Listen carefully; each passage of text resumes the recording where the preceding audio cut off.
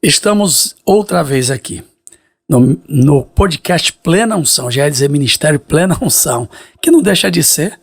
Estamos aqui no podcast Plena Unção e é um prazer chegar na sua casa e agradecer pela sua acolhida e boa receptividade em nos permitir entrar no seu lar por meio desse nosso podcast. E eu aproveito para pedir para você se inscrever, deixar seu like e compartilhar também. E hoje eu recebo a minha irmã em Cristo, Amém. Missionária Rita de Cássia? Rita Lima. Não é Rita de Cássia? O nome é muito grande, pastor. Eu abreviei e consegui mudar até a identidade. É mesmo? Rita Maria Lima de Souza Carneiro. Porque geralmente todo mundo fala assim, geralmente toda Rita tem Cássia. Tem Cássia, mas eu não. Sou Rita Maria. Rita Maria Lima. Isso. Que é a esposa do pastor Bruno Fraga, gente boa, e você que também é membro da Assembleia de Deus Ministério. Amém.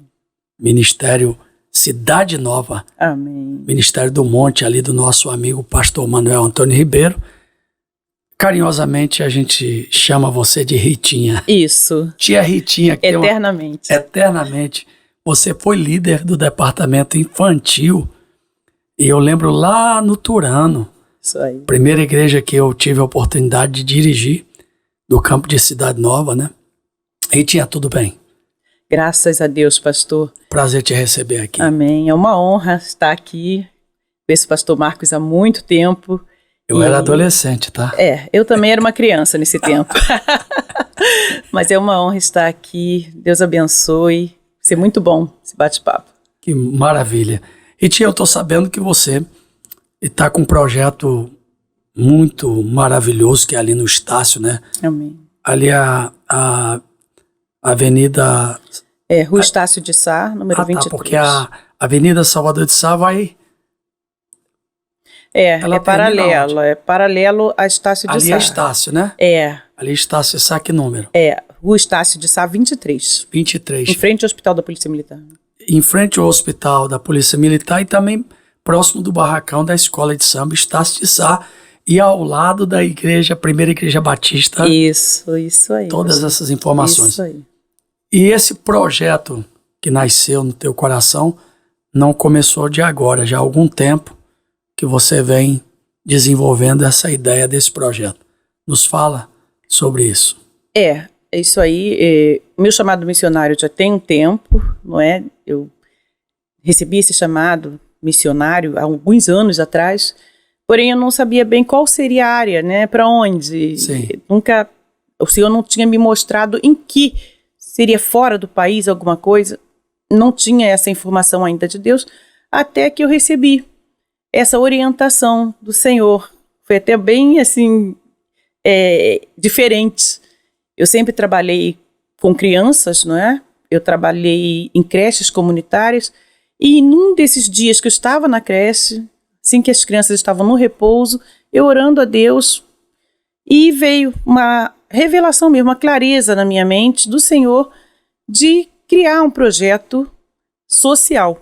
E foi uma revelação assim, tão clara que me veio toda a orientação passo a passo de como seria um lugar para receber crianças, adolescentes, cuidar dessas crianças, tanto fisicamente quanto espiritualmente também, abraçar essas crianças.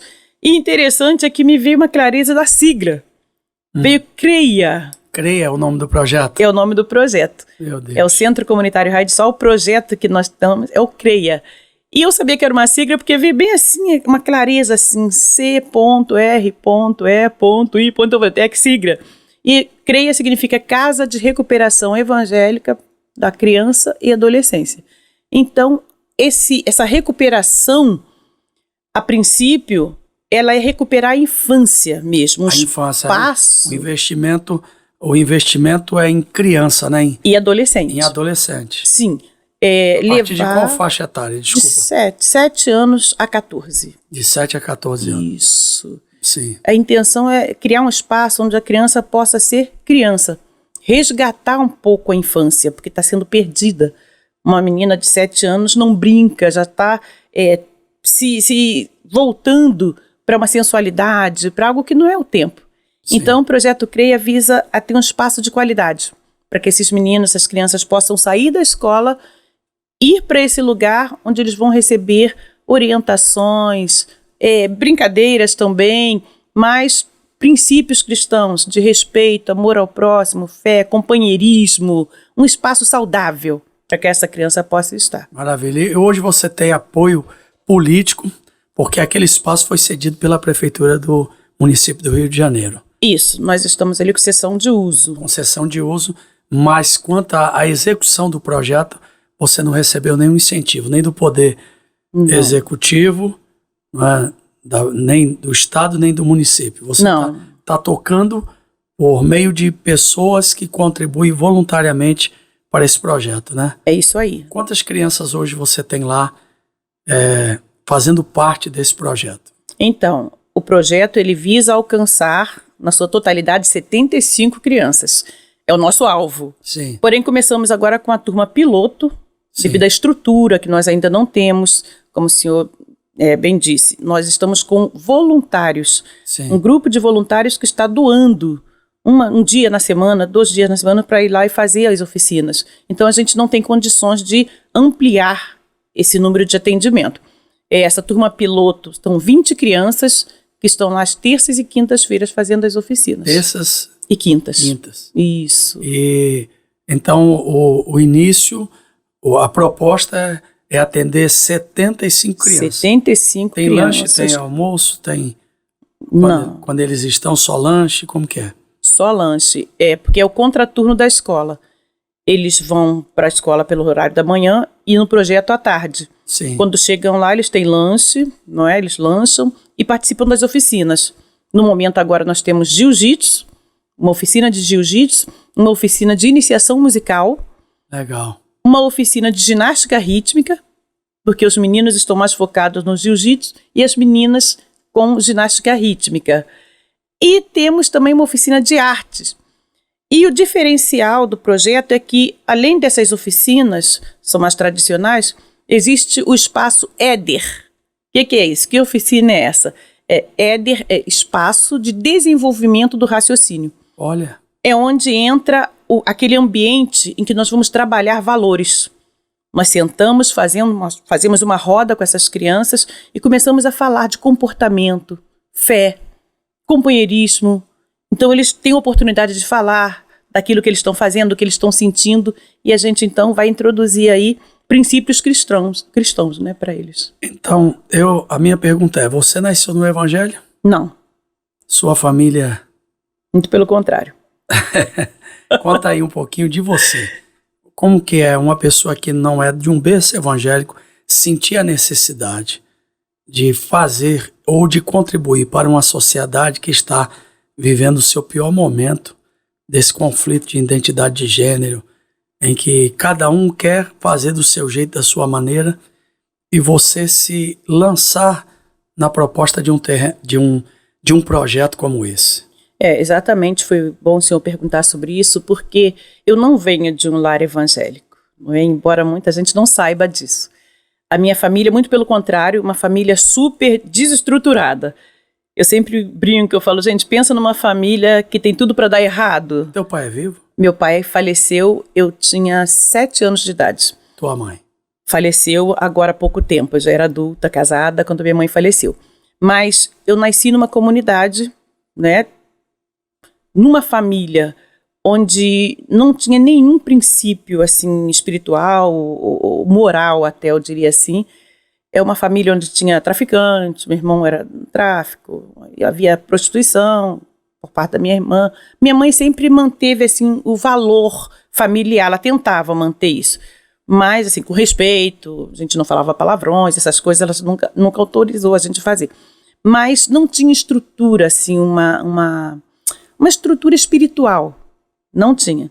Então aos 7 anos eu perdi o meu pai e comecei a soltar ali pela comunidade, eu gostava de baile, ia sempre pelo baile e tal. E a minha conversão se deu, assim, até engraçado, porque foi num ato, assim, de revolta, porque eu fiquei a tarde toda nesse dia, na matinê, num bailezinho que tinha na quadra da escola de samba lá nessa comunidade, e voltei em casa, já no finalzinho da tarde, com a intenção de tomar banho. Eu era adolescente, devia ter uns 14 para 15 anos. Eu voltei com a intenção de tomar banho e voltar para o baile da noite. Então, quando cheguei em casa, falei, mãe, estou voltando para o baile da noite. Embora minha mãe não fosse evangélica, ela tentava manter essa questão dos horários com os filhos. E ela falou, não, senhora, você já passou a tarde toda lá na rua, então agora ninguém mais sai de casa. E eu fiquei muito revoltada. Olha, porque estabeleceu o limite, né? Estabeleceu o limite. A minha mãe sempre teve essa questão de dar os limites dentro da casa dela, não é?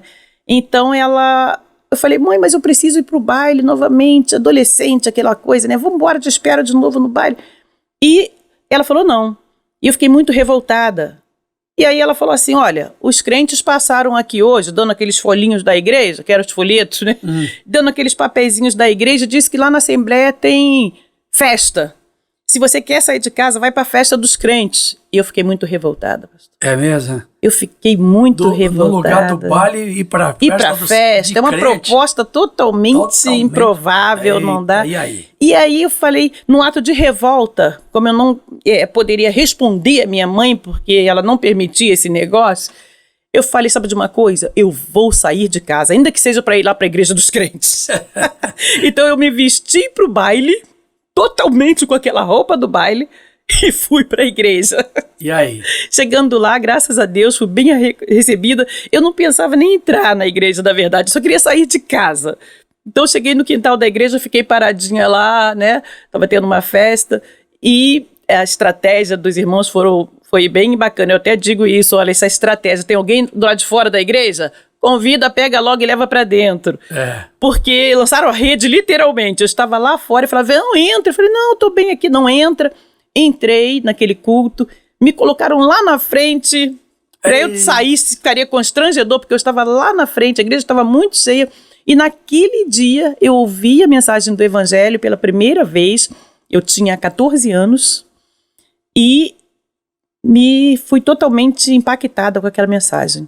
Com 14 anos, sem a menor experiência, eu não sabia esse convívio de igreja cristã, mas o Espírito Santo tocou forte no meu coração. Glória me convenceu. Eu chorava sem saber o porquê que eu estava chorando. Eu ouvia a mensagem, minhas lágrimas desciam, e algo dentro de mim, não era lágrima de tristeza, mas na minha adolescência eu não sabia explicar. Hoje eu sei que era o Espírito me convencendo de que eu precisava de Deus. E naquele momento eu levantei as minhas mãos, quando foi feito o apelo, eu sabia que eu tinha que ir lá, e até hoje. 14 anos, hoje eu estou com 57. 57? Não. Ih, meu Deus. Aí. Não parece. Peraí, não posso dizer que é da minha idade. Então você aceitou Jesus com 14 anos. 14 para 15. Eu também. Não, aceitei de 13 para 14, na mesma faixa etária. E aí você veio seguindo. E aí, daí para frente, eu abracei essa fé. Abracei de verdade, sabe? Era até engraçado que a minha professora de escola dominical, ela falava, minha aluninha perguntadeira, porque agora, eu frequentava de verdade. Essa convenção se deu em qual igreja? Assembleia de Deus da Tijuca. Do pastor, na época era o João José. João José, super rígida, e você imagina. Paraibano, né? Paraibano, forte, e uma adolescente que gostava de andar de shortinho, daquela coisa que antigamente, na Assembleia de Deus da Tijuca, a rigidez era muito forte. E assim, no domingo eu fiz isso, na segunda eu já estava totalmente enquadrada. Eu tinha uma sede muito grande de saber se existe um Deus que me ama e que morreu por mim. A minha dúvida era essa, por que morreu? Né? Por que morreu? O que aconteceu? Por que eu preciso? Não é? Por quê? Eu não estou em perigo. Na minha mente, eu não tenho perigo. Por que eu estou em risco? Então, eu tinha sede de entender. Me matriculei na escola bíblica e comecei a fazer perguntas e tudo. E fui entendendo e crescendo também espiritualmente, me amadurecendo. Me apropriava mesmo, sabe, pastor Marcos, de todas as promessas que eu aprendia na escola dominical. Jesus Cristo disse que se você crer, sua casa vai ser salva. Então eu falei, então eu quero. Então a minha causa tem que ser salva, porque está escrito. Então eu sempre levei, mesmo na adolescência, essa seriedade na vida espiritual. Se o Senhor pode transformar, então pode transformar. Não existia para mim meio termo. Então eu me entreguei de verdade e vi essa transformação sendo feita na minha vida. Só podia ser Deus. Só podia ser Deus. Porque se eu não tinha o menor conhecimento espiritual, e eu comecei então assim a buscar o batismo com o Espírito Santo, cresci nisso, vi a minha família sendo liberta passo a passo. Meu irmão foi liberto, hoje é um diácono da Assembleia de Deus, cantor também, canta muito bem. É mesmo? Canta muito bem. Verso. Minha irmã se converteu, minha mãe se converteu, minha casa foi tomando um ar de paz que não tinha. E aí eu comecei então a entender isso. Foi a partir de você. A partir de mim. De um adolescente. Isso. Eu passei a ser referência, inclusive. Olha que coisa. Eu sou a filha caçula. Que maravilha. E conforme eu me converti, fui buscando isso, as irmãs mais velhas, até minha mãe mesmo, quando tinha que tomar a decisão, éramos 9. Meu Deus. 9. Morando, na época que eu me converti, éramos 6. Né, que os outros estavam casados.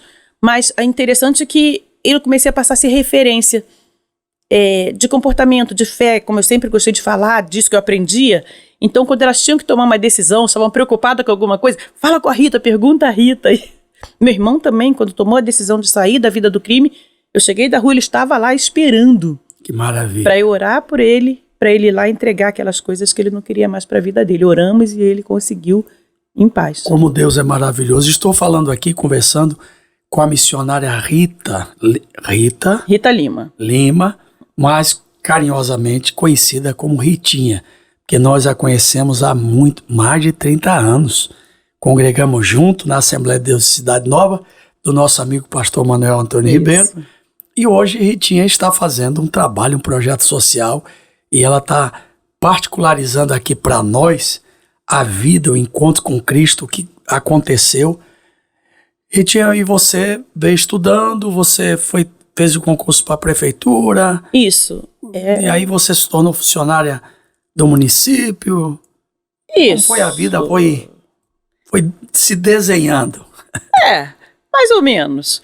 Porque nesse tempo que eu me converti, então, logo em seguida eu já comecei a agir tudo por fé.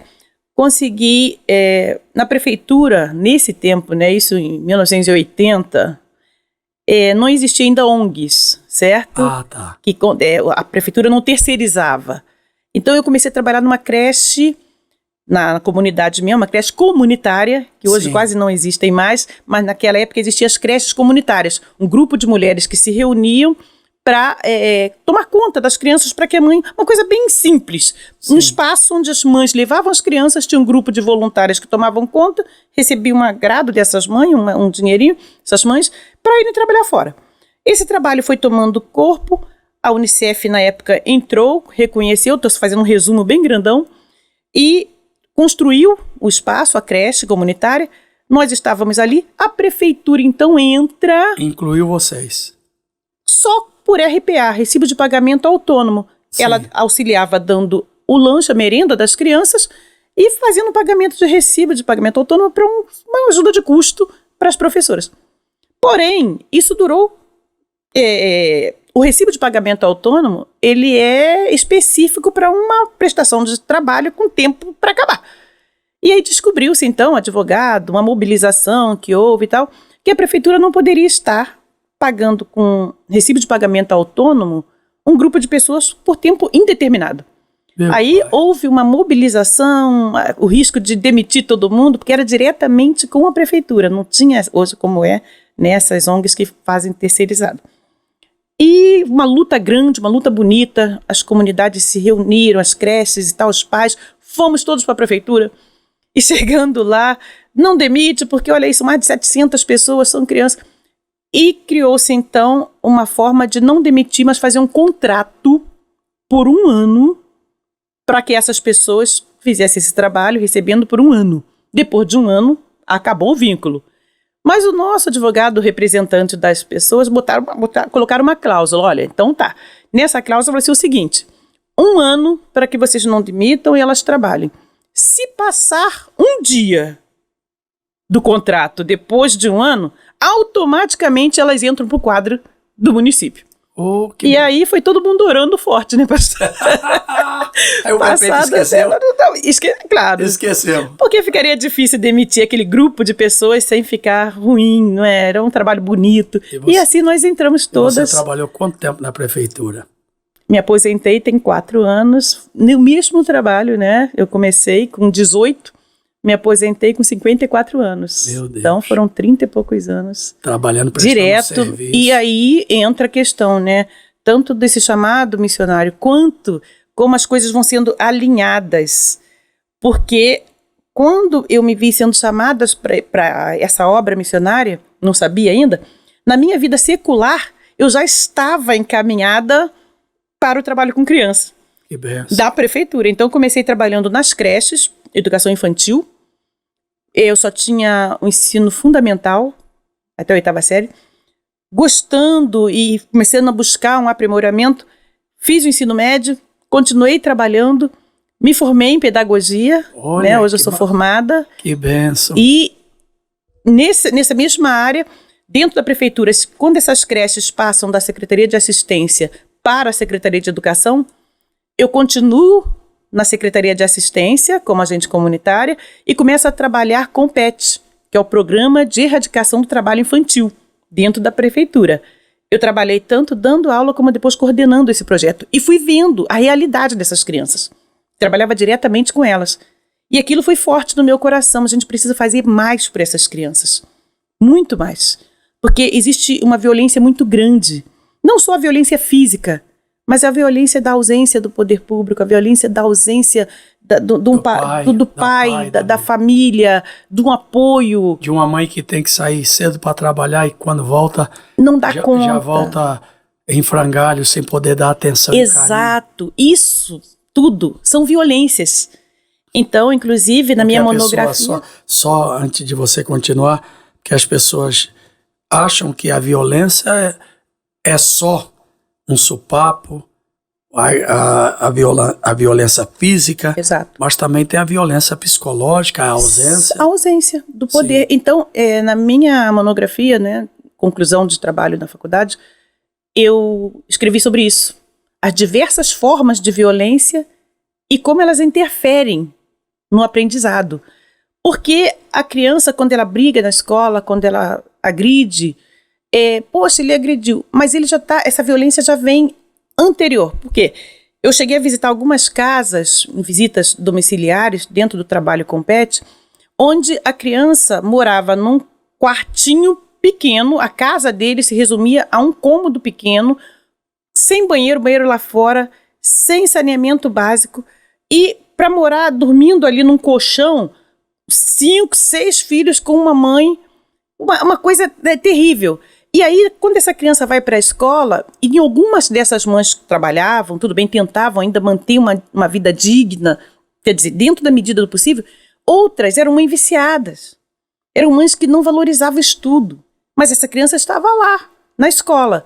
Essa criança, às vezes, chegava com o uniforme sujo. Essa criança, às vezes, chegava com um dever não feito. E quando eu fui visitar essas crianças, eu vi como você pode estudar para uma prova escutando um funk proibidão altíssimo, em último volume. Uma mensagem já sugestionando que é a coisa barata, fácil, promíscua. Exato. O caderno, a mãe às vezes arrancava a folha para escrever bilhete lá para quitanda, para pedir fiado. Leva lá, menina, me dá aqui que eu vou escrever, você leva. Então esse caderno, essa criança chegava na escola suja, com o caderno rasgado, sem o dever pronto, e o que acontece? Ela vai ser exposta muitas das vezes por um professor que não conhece essa realidade e vai expor essa criança. E aí um recado para você que dá aula, que você que trabalha com criança, quando você expõe essa criança, você é um relaxado, você, olha só a sua roupa, não tem vergonha. Essa criança, ela é agredida muitas vezes, essa violência ela vai gerando nela uma revolta.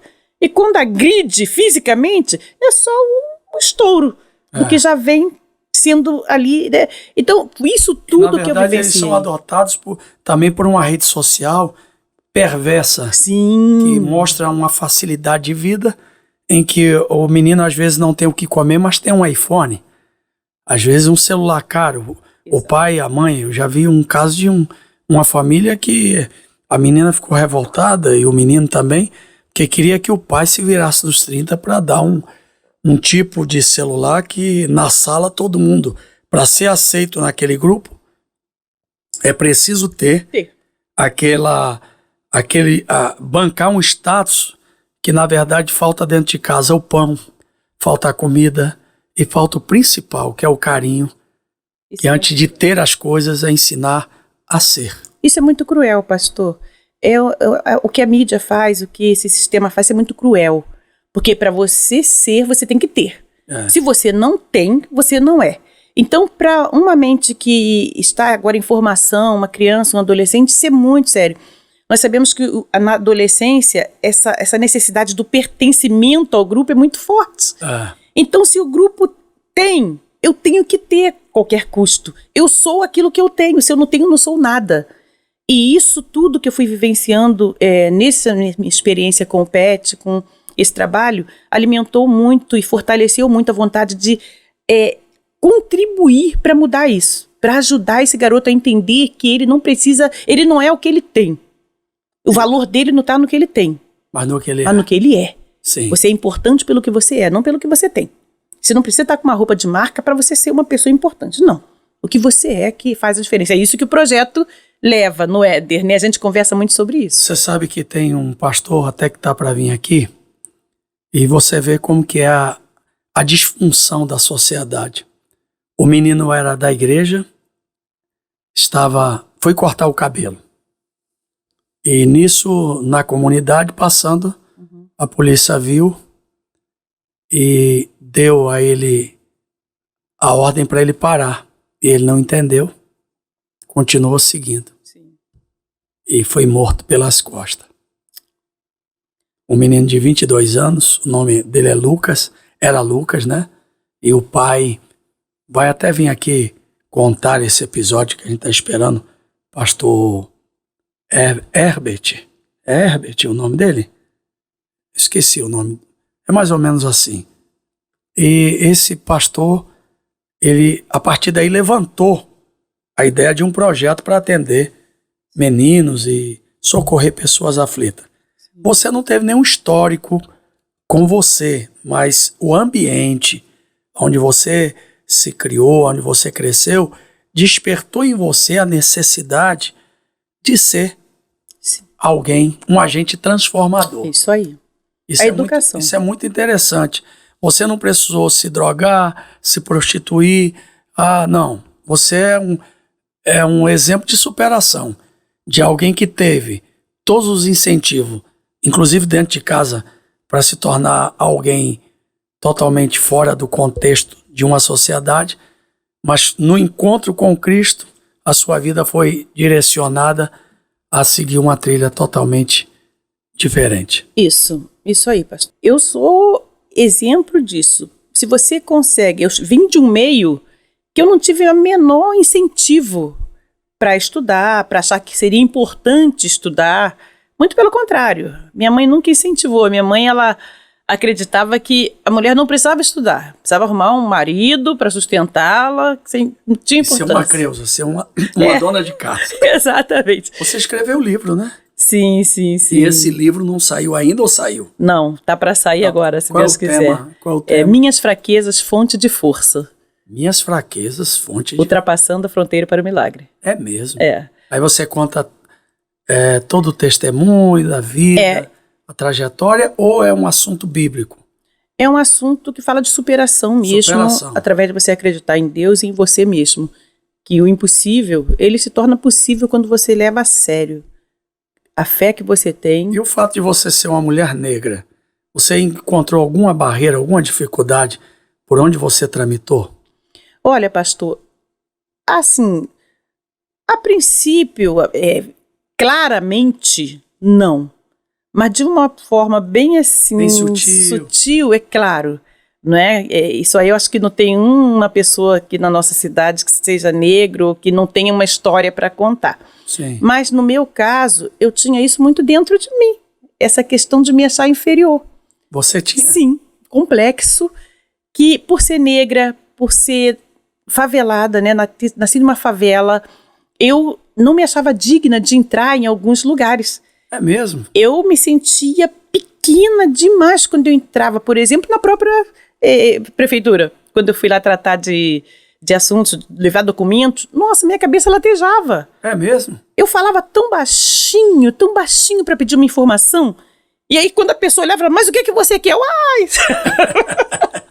Mas, é horrível isso, é horrível, horrível. Mas é também horrível. pelo ambiente, né? Onde você cresceu, né? Sim. Aquela ideia marginalizada de que quem mora na favela. Já é julgado, isso é muito ruim, isso é muito cruel, rotulado, né? É por isso que a gente tem que, cada vez mais, nós temos que levar essas crianças a terem essa consciência. Só uma pausa, né? Só falando para você. Teve uma vez, eu conto isso às vezes na pregação, que eu estava peguei um táxi, né? E tô conversando com o taxista e de repente ele saiu com uma pérola, né? Uma pérola muito triste.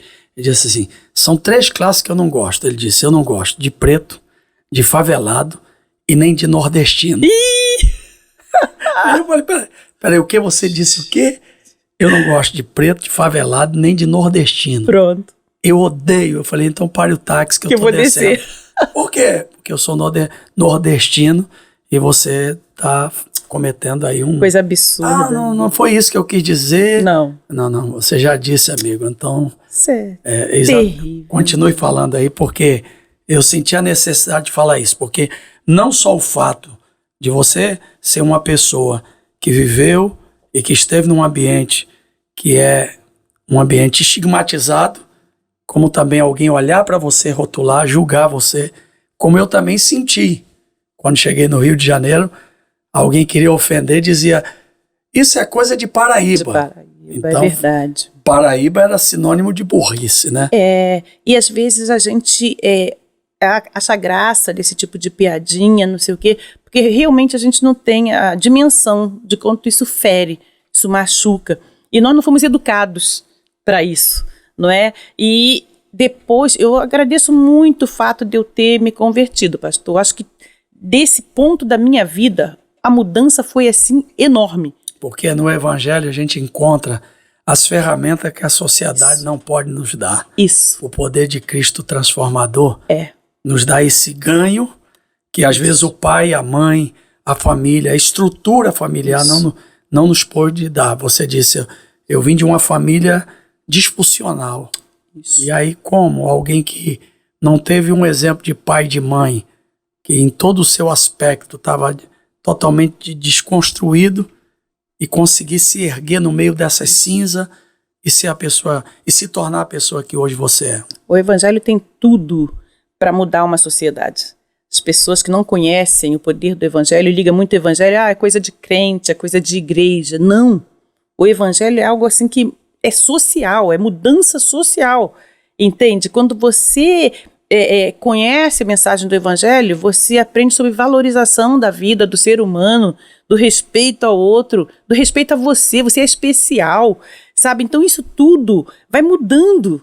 Esse complexo que eu tinha foi cada vez mais. Um dia eu entro no palácio e isso é pouco pra mim, entende? Você também é princesa, princesa, né? O que é isso? É filha do rei. Não, tem todo o direito de estar aqui em lugares maiores. Então isso muda, essa visão, né, autoestima. Isso foi construindo, a necessidade de estudar, de conhecer, veio a partir do momento que eu tive esse contato, essa entrega ao Evangelho. Então, daí, essa crença em mim, hoje eu falo que é o lema do nosso projeto, né? Fé em Deus, fé em você e fé no próximo. Isso aí. Pronto. Se você tem fé em Deus, num Deus que pode tudo, existe um Deus que te ama, criou tudo e pode tudo. É teu pai, ok. Fé em você, independente do que dizem de você, independente do que você ouviu, das palavras que você ouviu, acredita que Deus te fez especial. Você Maravilha. É especial, independente do que a vida fez de você. Mas você é uma pessoa que é capaz. E fé no próximo. Muitos podem ter te enganado, muitos podem ter feito mal a você, mas sempre Deus vai colocar alguém que vai te ajudar. Sempre vai ter alguém que vai te ajudar, vai estender a mão, e esse projeto é uma dessas pessoas que Deus colocou aí para te ajudar. Vamos embora, vamos para frente, que você é capaz, né? Porque é o resultado.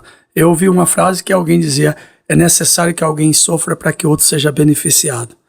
No sofrimento de tanta gente, Deus levanta pessoas para ser agente transformador, pessoas que nos conduzem a um caminho pleno de realização. E, na verdade, todo mundo ganha. Isso aí. O menino que foi tirado da comunidade, que foi incentivado, que foi ensinado e que cresceu, ele vai produzir Isso.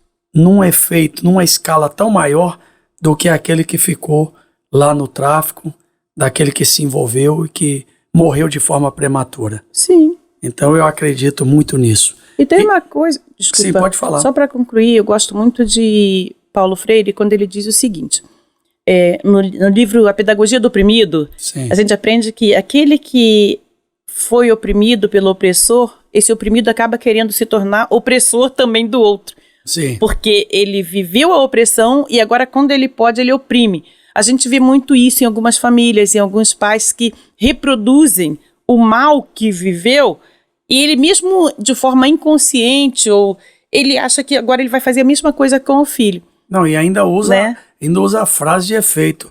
O meu pai me batia, eu tô te batendo. Vou bater também. E eu não tive isso porque meu pai nunca me deu, então por que você Vai ter. Ele está Exato. reproduzindo uma cultura nefasta Isso aí. e deprimente. E o evangelho é outra E você coisa. sabe que na Bíblia aconteceu isso com Isaac, Jacó e José? Porque a predileção dele, de Isaac, para com Esaú, o texto sagrado dizia amou Isaac mais a Esaú do que a Jacó. Sim. Quando José nasce, diz que Jacó amava mais José do que os seus outros irmãos. Ele reproduziu. Isso. E os efeitos que isso teve na família de Jacó Devastador. foi terrível. Então a Bíblia é muito Isso aí, tremenda, graças né? a Deus. Agora, Ritinha, vamos dar um pulo aí para falar, você veio nessa trajetória e como foi que conheceu o Bruno? Jura? Jura? Eu falar Bruno aqui para depois falar pastor Bruno, porque Sim, senão, sim, que eu conheci o Bruno primeiro. primeiro conhecer o Bruno, né? O Bruno, como foi? Foi assim, eu conheci o Bruno, foi até interessante. Nós estávamos no Turano, né, congregação. Mas naquela época que eu era o dirigente, não, foi depois. Depois, pastor, que isso? Porque Bem você depois. congregou comigo ali na primeira, não foi? Foi. Foi porque a Kézia tem foto de você. Sim, Então, isso mesmo. Foi. Depois voltei, fui para a sede Sim. e pronto, né? Fiquei depois novamente no Turano um tempo e voltei novamente para a sede. Nisso, o Bruno, ele se converte, eu estava na sede. E Bruno estava quase noivo, pastor. Sério? Pois é. Meu Deus. Eu não conhecia o Bruno, né? Eu estava na sede. E foi engraçado que era um culto de missões no Turano e nós fomos cooperar com esse trabalho de missões. E chegando lá, eu vi o Bruno lá no púlpito. Falei, gente, que interessante, eu não conhecia esse irmão, né? Achei ele bonito, achei bonito, Bruno, bacana. Mas, ok. E nesse dia, no final do culto, o Bruno me deu uns papeizinhos com uns versículos bíblicos. Hoje eu falo pra ele, aquilo foi estratégia sua que você queria me pegar. Ele já vai começar. Ele falou, não, filha. E por incrível que pareça, os versículos que ele me deu eram versículos que eu estava esperando mesmo, realmente, uma resposta. E Sim. naqueles versículos, eu falei, poxa, bacana, fui no ônibus lendo, né, e tal. E no dia seguinte, não, nem foi. Eu voltei para a sede e não vi mais o Bruno. E nisso, eu volto pro Turano para uma reunião, para o culto que ia ter, e tá tendo uma reunião, porque o Bruno estava desmanchando o noivado, quase que ao pé do altar. Assim, ele Sério? desmanchou com a noiva, com a menina, e estava todo mundo muito revoltado. Eu falei, o que foi? Não, tá tendo uma reunião, porque o rapaz desmanchou, o diácono, ele era diácono, desmanchou o casamento nas vésperas praticamente, coitada da moça, como é que desmancha assim? E eu lá fora, eu falei assim, poxa gente, mas se o rapaz viu que não era para casar, é melhor desmanchar agora Me veio aqui do que depois. Me veio aqui algumas frases de efeito, mas eu não vou falar. Não, né? Não. E eu não sabia que era o Bruno. Quando acabou a reunião, aí uma pessoa que estava comigo falou, aí, foi esse aí que desmanchou o... Agora eu não vou falar, você oba! Não, pastor, não, eu não tinha a menor intenção. Eu sei, é só um pensamento meu. Não. Quando ele falou, quando ele passou, eu falei, poxa, bom, mas olha, Pai do Senhor, parabéns por você ter tomado essa atitude. Ainda que está sendo criticado, foi melhor assim. Se eu viu que não ia dar certo, né? Então é melhor que ele, não, muito obrigado, e mãe, tá, e pronto.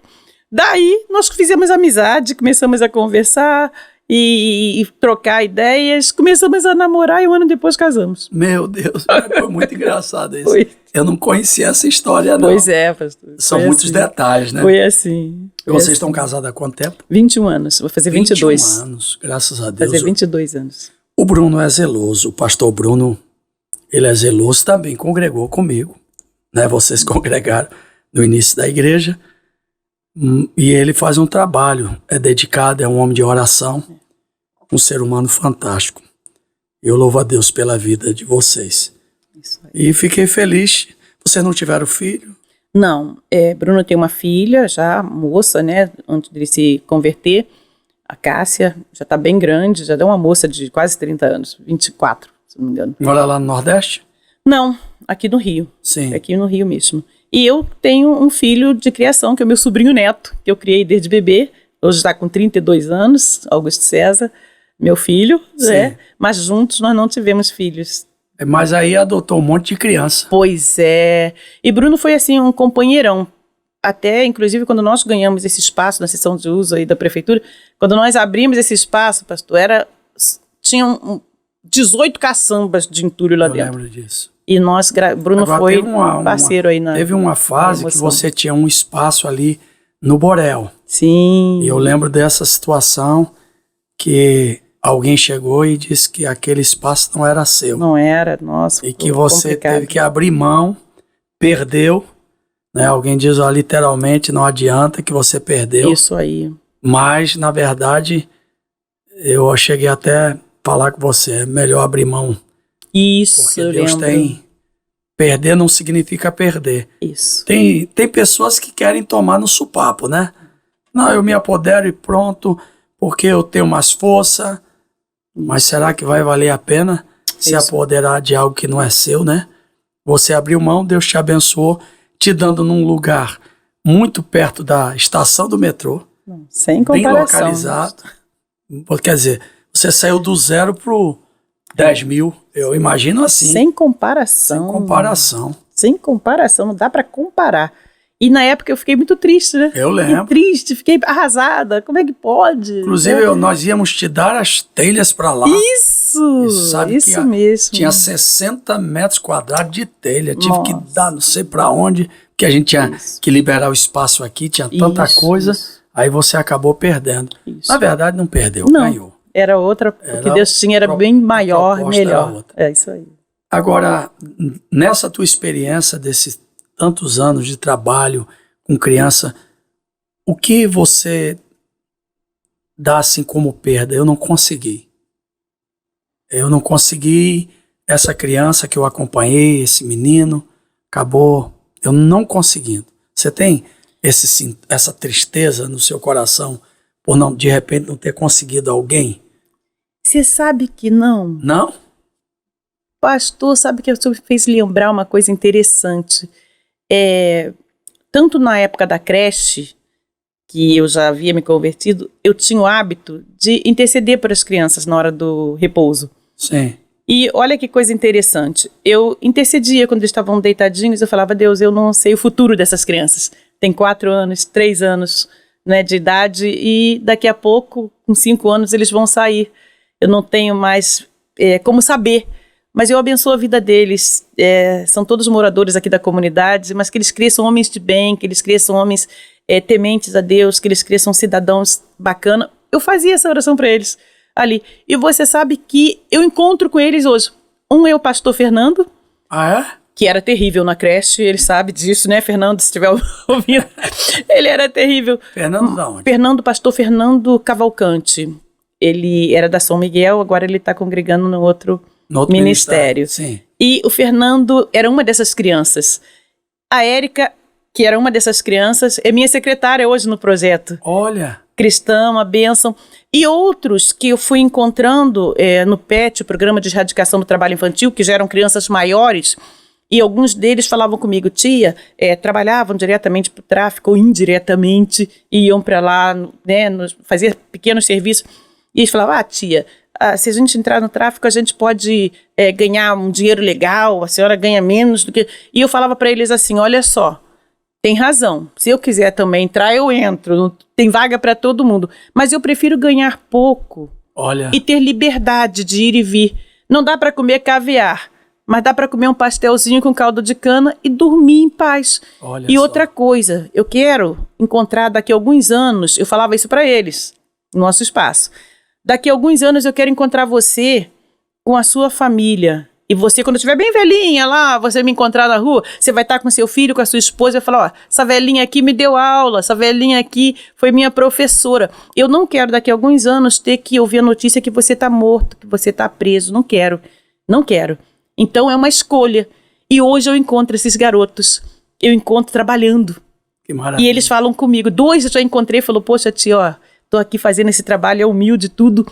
3, aliás, eu já encontrei falando. Mas então é isso digno. faz diferença, é digno, porque nós conversamos. É muito então, bom. Muito bom. Isso é gratificante. Sim, não tem preço. Não tem preço. Não tem preço. Agora, no momento atual, nós somos de uma geração em que a igreja era a nossa forma de adorar.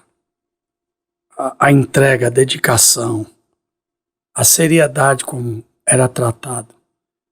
E qual é a sua avaliação hoje para esse momento atual em que está tão relativizado e essa pós-modernidade, até Deus, até as coisas sagradas de Deus, tem sido assim tratada de uma forma sem relevância? O que você tem a me dizer? Pastor, eu penso que é bíblico, não é? Essa frieza de amor, esse descomprometimento de um evangelho que tem sido um evangelho de negociata, de toma lá, dá cá, essa coisa. Isso não é evangelho. Então eu acredito que, contudo, e se a igreja permanece firme no propósito de pregar o verdadeiro evangelho, que são valores inegociáveis, tem valores que não são negociáveis. Então é importante que as lideranças hoje lutem por se manter fiel à mensagem do evangelho, independente do que isso venha implicar. Porque hoje tem que ser muito corajoso para se manter pregando a verdade. Porque outros interesses sempre vão haver. Pessoas vão à igreja por N questões. Então, assim, com motivações, mas ela precisa encontrar ali a verdadeira mensagem do evangelho. É isso. É isso ou não é isso. Você pode querer outra coisa, mas aqui é isso aqui. A resposta que você espera em Deus, a mudança verdadeira que você espera, o que você é dentro dessa palavra. Ontem, no nosso culto, eu ouvi uma frase muito interessante de um pastor nosso, pastor Paulo Moraes, pregando, disse: as igrejas precisam pregar sobre Cristo. Aí ele contou a experiência de um pastor que soube que o homem da cidade mais conhecido era professor de botânica. Aí ele disse: bom, já como professor de botânica vai ao culto, eu vou estudar sobre botânica e vou falar de botânica para impressionar. Sim. E assim o pastor fez. O homem chegou lá, sentou na cadeira, ficou ouvindo o pastor. E ele começou a explicar sobre botânica. No meio da pregação, o tal professor de botânica foi embora. Aí o pastor, preocupado, poxa, ligou para ele e disse: mas você não gostou do culto? Não, o culto estava até bom. Mas eu fui lá para ouvir falar de Cristo. De botânica eu tô cheio. De botânica, né? É disso que eu dou aula. Pois é. Então, quando o evangelho perde a sua finalidade, ou quando o homem, quando os homens não dão a devida importância do que Paulo diz em Romanos 1,16, porque não me envergonho do evangelho, porque é poder de Deus. Isso aí. Para todo aquele que nele crê. Isso quando a gente não leva a sério isso, e nós somos dessa geração. Outro dia eu estava pensando, eu era jovenzinho, a gente visitava os amigos, não era para falar de jogos, não, era para falar de assuntos bíblicos e depois uma hora de joelho. Isso aí. Onde tinha profecia, onde tinha revelação, onde tinha línguas estranhas, onde tinha ali promessas renovadas. Isso aí. E ninguém sabia, ninguém estava interessado da vida, o que é que tu usava, qual era a última coisa, a conquista sua material. Era Deus, era o tempo todo Deus. Eu lembro dessa minha fase, né? E nós somos da mesma geração. Sou um pouquinho mais novo do que você, alguns dias, mas sou. Coisa de horas. Algumas horas. Mas é verdade, eu lembro você que... Você é de 66. 66. Qual mês? Janeiro. Então você é mais velha do que eu. Aí. Eu sou de maio. Tudo bem. Ganhei. Ganhou. Sou mais velha. Agora eu tô aliviado, graças a Deus. Mereço respeito, sou mais velha. Mas eu lembro que mesmo quando nós nos convertíamos. E, assim, não tinha... Eu digo, agora tá na moda, né? Crente raiz e crente Nutella. Então, éramos raiz. Então, assim, me converti... Tinha esse negócio de... Não, já ia convidar as pessoas. Vai lá no culto jovem, na minha igreja, vamos lá. Eu sou crente. Hoje em dia tem uns crentes 007. Não, prefiro não dizer. Prefiro não... Até descobrir que ele é crente. Nossa. Não, ele pode até dizer, mas o comportamento não ajuda. Não ajuda. Então prefere não dizer por isso. Né? Porque sabe que vai comprometer. O estilo de vida não condiz com a palavra. Então isso aí, hoje em dia a gente vê isso. Então não tem como, gente. A mensagem, o evangelho não sai de moda. É eterno, a mensagem é super atual, precisa ser pregada na... E por falar em atualidade do evangelho, Ritinha, a gente sabe o quanto é importante a gente se manter na presença do Senhor, feliz e alegre. Mas chegamos ao momento final. Você quer mandar uma mensagem para alguém? Não, eu quero agradecer. Eu acho que o pastor Bruno, o apóstolo Bruno... Pastor Bruno. Pastor Bruno. Sim, então já que chegamos a esse momento... Não, mas antes de fechar essa ideia... Sim. Você está hoje, qual é a sua necessidade quando eu digo sua necessidade, não sendo sua, do projeto, né? Sim. Qual é a necessidade do projeto hoje? Você precisa de mantenedores? Do que realmente lá você precisa? Nós precisamos muito de toda ajuda, porque embora a gente já tenha avançado bastante, graças a Deus... Nós temos desafios enormes. Ainda não temos recurso, vivemos pelo bazar que temos lá na frente do projeto e alguns amigos que fazem depósitos na conta do projeto. Nós precisamos de colocar todo o piso. É um lugar que tem muita poeira. Quantos metros quadrados de piso? São, acho que 280 metros quadrados, se eu não me engano, isso mesmo. E a parede de drywall. Mas esse peso que você quer é de quê? Antiderrapante. Antiderrapante. É isso aí. Eu vou fazer uma visita lá, hein? Por favor. Vamos ver se esse piso sai ou não sai. Sai. Depois desse podcast, tenho certeza que vai estar tudo vamos bem. Vamos ajudar. Eu, da minha parte, já digo e me comprometo. Vou semear uma semente nesse projeto. Bênção. E vamos ver esse piso e o que mais? Drywall, né? A gente precisa fazer divisões das salas. Então eu vou fazer o seguinte, eu vou vou pedir para ir um profissional lá. Isso. Ele vai. Você precisa de um arquiteta, né? Preciso muito. Isso aí, para fazer o espaço. Então nós vamos fazer aproveitar melhor. Com o Rodrigo, nosso engenheiro. Que bom. E ele vai lá para dar uma olhada. Obrigada. E a gente vai ver o que a gente pode ajudar muito obrigada. Nesse projeto, porque afinal de contas, nós não estamos só ajudando, nós estamos semeando em vidas e em pessoas. E me sinto muito feliz de você estar aqui. Mas agora, antes era o ping-pong. O ping-pong não existe mais. A partir de hoje nós estamos encerrando a história de ping-pong. Agora é a caixinha saindo da caixinha. É o nome do novo quadro do nosso podcast. Saindo da caixinha. Tá. Escolha aí, por favor. São 10 frases aí, 10 palavras. Você vai escolher 5. Peraí, deixa eu mexer. Então eu vou agradecer logo, então, agora, porque depois disso, eu não sei se me calo completamente. Vamos ver. Você, em cima de cada palavra, você vai fazer um comentário. Tá. Então depois eu agradeço o povo, beleza, tá bom. Vamos lá, gente. Uma só. São 5. A primeira, deixa eu ver. Opa. Governo. Feliz é a nação cujo Deus é o Senhor. Que os governantes da nossa nação, do nosso país, tenham compromisso com a verdade, com a seriedade, com a honestidade. E que Deus abençoe a nossa nação. Saiu bem. Melhor assim. É melhor. A segunda palavra. Opa. Aqui. Peraí. Família. Família é a base de tudo. Família é a base. E que as famílias tenham condições, que o pai tenha condição de levar o pão para a mesa com dignidade, que as famílias sejam realmente fortalecidas, ajudadas em Deus, com fé, mas também que o governo possa dar, condições das nossas famílias melhorarem um pouquinho. Então vamos lá. Terceira palavra. Tá bem, tá tudo. Até agora não derrapou. Até agora não tremeu na base. De maneira alguma. Opa! Sonho. Um sonho. Que nossa nação seja uma nação próspera, uma nação que seja exemplo. Você está falando só de governo. Pois é, quem mandou começar com o governo? O governo tem tudo. Então um sonho meu. É um sonho seu. Um sonho Deixa meu. O governo pra lá. Tá bom, tá.